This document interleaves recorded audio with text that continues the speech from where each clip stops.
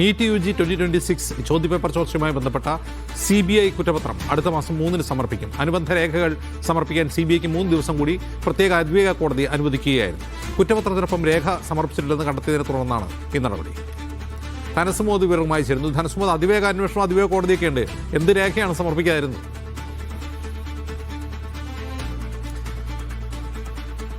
അജിബ്, സാക്ഷിമൊഴികളടക്കമുള്ള വിശദമായ രേഖകളാണ് സമർപ്പിക്കാതിരിക്കുന്നത്. ജഡ്ജി അനൂപ് ഗ്രോവർ ഇക്കാര്യങ്ങൾ ചൂണ്ടിക്കാണിച്ചിരുന്നു. മാത്രമല്ല, ഒരു 3 ദിവസം കൂടി മാത്രമാണ് ഇനി അധികമായ രേഖകൾ സമർപ്പിക്കാനായി നൽകിയിരിക്കുന്നത്. അതിന്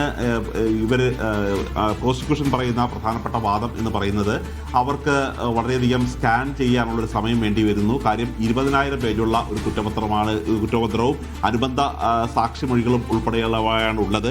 ഈ കേസിൽ 360 സാക്ഷികളെയും 422 രേഖകളും 43 തൊണ്ടിമുതലുമാണ് കുറ്റപത്രത്തിൽ CBI ഉൾപ്പെടുത്തിയിരിക്കുന്നത്. ഇതാണ് പൂർണ്ണമായി നൽകാതിരുന്നത്. അതുകൊണ്ട് തന്നെയാണ് കോടതി ഇത് പൂർണ്ണമായി നൽകണം എന്ന് പറഞ്ഞുകൊണ്ട് ഓഗസ്റ്റ് 3-ലേക്ക് കേസ് മാറ്റിവെച്ചത്. കോച്ചിങ് സെന്ററുകൾ ഉടമ അടക്കമുള്ള പ്രതികളാണ് ഇക്കാര്യത്തിൽ ഇവരെ പ്രതികളാക്കിയാണ് സമർപ്പിച്ചിരിക്കുന്നത്. മാത്രമല്ല, ഇവർക്ക് ജാമ്യം കിട്ടാതിരിക്കാൻ വേണ്ടിയാണ് അതിവേഗത്തിൽ തന്നെ കുറ്റപത്രം തയ്യാറാക്കി സമർപ്പിച്ചിരിക്കുന്നത്. പക്ഷേ കുറ്റപത്രം സമർപ്പിച്ചപ്പോഴാണ് ചില പേജുകളും സാക്ഷിമൊഴികളും വിട്ടുപോയത്. ഇതുകൊണ്ടാണ് ഇത് അധികമായി സമർപ്പിക്കാനായി കൂടുതൽ സമയം അനുവദിച്ചിരിക്കുന്നത്. ശരി സുമോദ്.